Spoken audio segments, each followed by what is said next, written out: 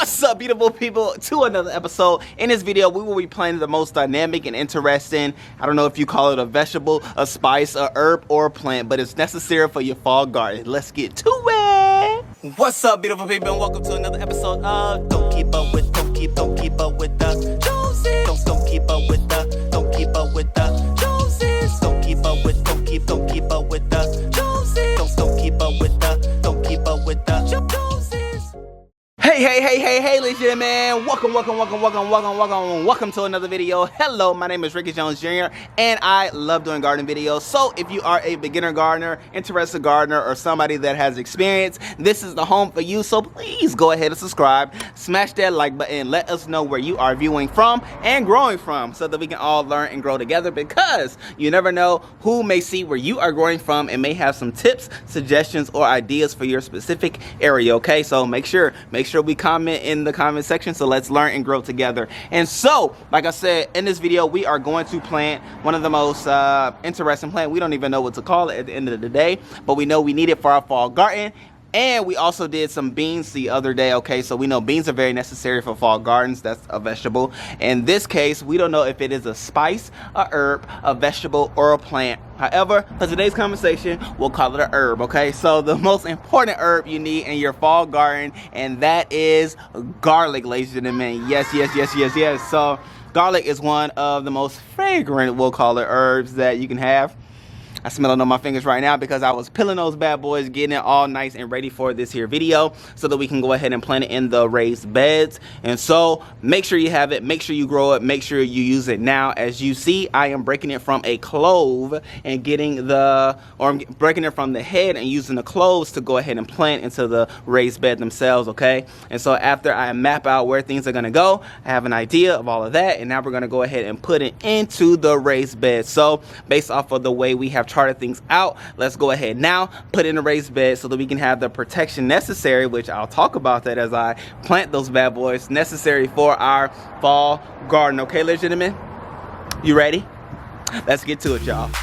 All right, so now that we have everything mapped out and ready to grow, okay, you see what I'm saying, you go ahead and put your garlic clove down into the hole. And of course, what you want to do, I did a little bit shallow just to try different things out, but they do recommend you plant it 2 inches deep into the soil, okay, because it is a root herb, and so it will grow up and do what it does, and it has a nice green stem, in which you'll get to see, which even does give off the whole garlic smell and things like that. But more than anything, what I'm doing is doing a nice spacing, and in which I'm doing 4 in each square foot. So, you know, dig a hole, plant your garlic clove, and then you'll be good to grow from there, and just making sure everything is nice and packed around it. And you know, that's just what that is. And so as you can see here, I'm also doing it around my beans and also in my Brassica family raised bed, particularly right by the butter crunch lettuce. Okay, and so I want to just read to you some of the beneficial properties of garlic, because like I said, it does repel insects and pests that will inevitably find its way into your garden. However, with garlic there, it will help to repel spiders, ants, beetles, boars, caterpillars, armyworms, slugs, and termites. Like, wait a minute, did you all know garlic can do all of that, as well as white flies, which I had a huge problem with white flies in my backyard garden with my kale. They took over it and I had to just yield to it. But now that we have the garlic in place, it's going to take care of that.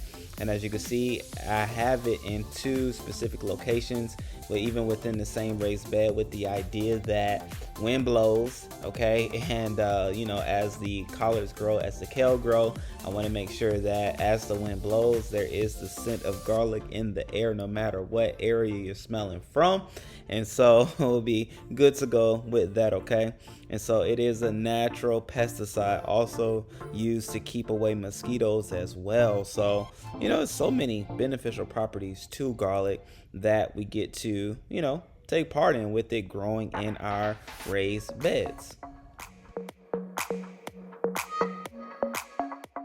Also, garlic keeps away, excuse me, Japanese beetles, like I already said, the spiders and the mosquitoes, okay? And so it's a great beneficial herb to grow along with, especially your Brassica family, because if you've grown the collards, the kales, the Swiss chards and things like that, you know the beetles will try to find their way into your raised bed, in which you do not want them there. They're not there for your benefit, they're there for their benefit, and it's to your benefit that you keep them out, okay?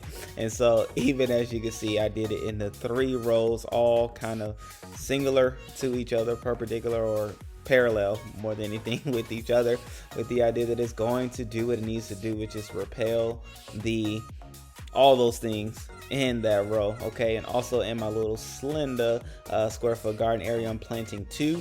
And so like I said, I've charted out everything already, and what I'm doing is just laying out what I've charted out, and as it is charted out, that is the way that I will grow them in the raised beds, okay? And so doing the pre-work ahead, it makes your life a whole lot easier, so then when it's showtime, game time, planting time, you'll be good to go, okay? Right? We see? So not only does the garlic repel the insects and things like that, but there's also some animals that don't really care for the odor. And those animals are rabbits, deer, moles, mice, and other outdoor pests. They like to stay away from the smell of garlic, ladies and gentlemen. So not only do they repel pests, but there's also animal repellent that it does as well. So I might even start using garlic sprays around the garden just to keep those different things away, which I don't really have a problem with those things, but I don't know if you do. However, none of us want to have to deal with moles, and so the more garlic, the better. So every blank space I will have in my raised bed, I'm gonna fill it with garlic cloves, okay? And obviously I recommend you doing the same, but at the end of the day, I'm just going ahead and planting as it all is laid out.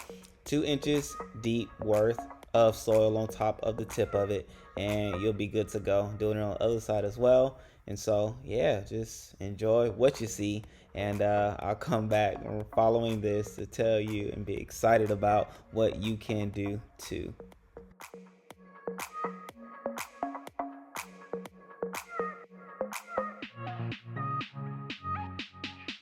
And just like that, ladies and gentlemen, we have our garlic in the ground, okay? And so our garlic is going to protect us and give us a nice border around our Brassica family, okay, that we are also excited about having in our fall garden, okay? It's going to provide everything that we need so that we can succeed, okay? It was like the perfect lineup, so I had to say it. But anyway, we have it all set up, okay? And I do recommend, as always, for you to do the same things too. Do it around the spaces that you have. Of course, in the square foot garden, you have the option of doing between 4 to 6, in some cases even 9 garlic clove situation in one raised bed area, but I don't do it that way. I don't maximize it. 4 is plenty enough. Now just think, those 4 cloves are going to turn into 4 heads of garlic, which is going to be oh so great for our, eating delicacies, okay? So we know how pungent and how strong garlic is. But at the end of the day, I'm also excited about those being into the ground even before all the Brassica family find themselves out here in the raised bed, so that when they do come, they do have the protection that they need to succeed, okay? So with that being said, I love you all. I appreciate you all. Thank you for making it for another video, and please subscribe if you haven't already done so. If you made it this far, might as well reward yourself and myself by saying thank you with that click of the red button, okay? All right, great people, I love you. Till next time, peace. See you tomorrow. Ooh.